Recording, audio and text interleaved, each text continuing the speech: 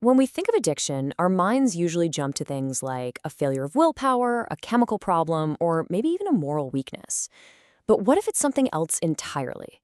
What if it's actually a profound message coming from the deepest part of you? Well, that's exactly the Jungian perspective we're going to dive into today. One that reframes addiction not as your enemy, but as a messenger from your soul. And this right here is the core idea that changes absolutely everything. The addiction isn't there just to ruin your life. I mean, it definitely can if you ignore it. But think of it this way. It's showing up to deliver a critical message from the depths of your unconscious, something your conscious mind has been pushing away or refusing to face. It's a flashing red light telling you that something is profoundly out of balance. So let's really break down what this means. This perspective, it just shifts the entire conversation, right? We get to move away from all the shame and the blame and start looking at addiction with a bit of compassion, seeing it as this misdirected, often really desperate search for wholeness. What's so fascinating here is just how stark the contrast is. The common view sees weakness, it sees moral failure, but the Jungian view, it sees something so much deeper. It sees a spiritual thirst, a search for wholeness. It's suggesting this isn't about some flaw in your character, but about a fundamental human need for something sacred that's just gone way off course. And this brings up a really key point. Our psyche, our soul, it's not like a car engine that just breaks down and needs a mechanic. It's a living, breathing system that is constantly, always trying to find balance and heal itself. So a compulsion then isn't just some random glitch in the system. No, it's a symptom of a deep inner division. It's a cry for unity from a self that feels fractured, broken, and incomplete. Okay, so if it's a cry for help, where does this incredibly powerful pull actually come from? Well, this leads us to one of Carl Jung's most famous and honestly most important concepts, the shadow. This is where we find the real source of what he called the sacred thirst that drives so much addictive behavior. So, the shadow, what is it? It's basically all the parts of you that you've pushed away. It's the exiled parts, your anger, your grief, your deepest insecurities, all those desires you were taught were unacceptable. We shove these things into the basement of our minds to fit in, to feel safe, to survive. But here's the thing, and this is so important. Those parts don't just disappear. They wait down there in the unconscious, and they find ways to speak to us, through our dreams, through the things we judge in others, and yes, through our compulsions. This quote just nails it, doesn't it? It clarifies the function of the addiction. It's serving a purpose. It's not just about craving the substance itself. It's about craving what the substance does.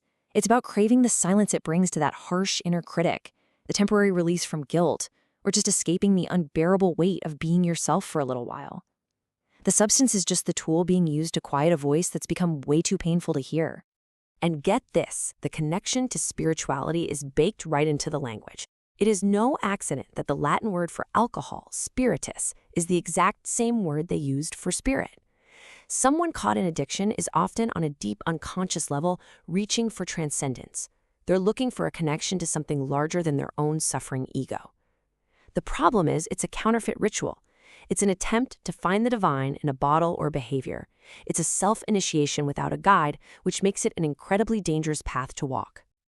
So, if just gritting your teeth and using willpower isn't the real answer, then what is? The Jungian path says, stop fighting. It isn't a battle to be won. It's a courageous descent, a journey inward to finally meet the very thing you've been running from. You see, you can't conquer the shadow by force. You have to have a dialogue with it. That means you stop pushing it down and instead you invite it in. You ask it what it truly needs. The compulsion itself becomes your map. It points you directly to the location of the wound. And inside that wound, there's a story, your soul's unfinished business. The final and hardest step is integration, consciously turning to face the very pain that the addiction was created to protect you from. This means you have to start asking a different kind of question. Not, why am I so weak, or what's wrong with me? But rather, what power is this behavior giving me? Is it the power to finally speak my mind? The power to feel numb so I don't have to hurt? The power to forget? This shifts your focus completely from shame to simply understanding the addiction's function. And then the inquiry goes even deeper. Who inside of you is so desperate that this behavior feels like the only way to survive? Is it that wounded inner child? Is it that part of you filled with a silent rage that was never allowed to be expressed? Is it the ungrieved loss that no one ever helped you carry? When you can start to identify that part of you, that's when the real journey of healing can finally begin. And doing this work, asking these kinds of questions, it leads to this huge, fundamental shift in your identity. It's about moving beyond the limited, fearful part of you that we call the ego and connecting with the vast, whole part of you that Jung called the self. Let's break this down. On one hand, you've got the ego. That's the mask. It's who you think you are. It's terrified of pain, of change, and it clings to the addiction for a sense of control. But then you have the self. That's who you truly are. It's your timeless, whole center. The self isn't afraid of the darkness. In fact, it knows that wholeness is the ultimate goal, and it will use even the addiction as a doorway to get you there. It doesn't ask you to be perfect, it just asks you to be honest. And this is maybe one of the most critical distinctions to make. The ego always wants to be better, flawless, strong, perfect, but that's a fantasy. The self, on the other hand, strives for wholeness, and wholeness by its very definition has to include everything. It includes the broken parts, the hidden parts, and all the parts of ourselves we've tried to deny. And that quote right there, that's the ultimate permission slip, isn't it? The goal isn't to become some idealized, pure version of yourself. The goal is just authenticity. It's about having the courage to be who you actually are, scars and all.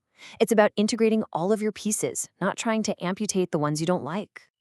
So what happens when you do this work? When you actually remove the behavior? What comes in to fill that huge, empty space? This brings us to the final and maybe the most transformative stage of this whole journey. A lot of people fear this moment more than anything else, the silence, the emptiness where the addiction used to live. And honestly, it can feel terrifying. But from this perspective, that void isn't an abyss waiting to swallow you. It's a womb. It's the fertile, quiet emptiness where the old, fragile identity can finally dissolve, and where something new and much more authentic can finally be born. Because here's the bottom line. The soul just can't run on empty. In the absence of true, authentic meaning, it will always create compulsions to fill that space. So the ultimate recovery isn't just about stopping a behavior. It's about finding what truly, deeply matters to you. A cause, creative passion, a real relationship, something that gives your life purpose and a sense of direction. And when you step back and look at it this way, you realize something amazing. The entire painful struggle with addiction can be reframed as the classic hero's journey. You were called to descend into the underworld of your own psyche. You had to face the dragon, your pain, your shadow, and by learning its name, you gained power over it. You don't return as some perfect, flawless savior. You return as someone who's been changed, someone who has been initiated into a deeper truth about yourself and about life itself. Your failure was actually your initiation. And that, right there, is the ultimate takeaway. What felt like an ending, what felt like a failure, what felt like a curse might actually have been a brutal but completely necessary beginning. It was the call that forced you to go down, to find what was lost, and to begin the sacred process of becoming who you were always meant to be. It was the dark, fertile ground from which a more whole, a more authentic life could finally begin to grow.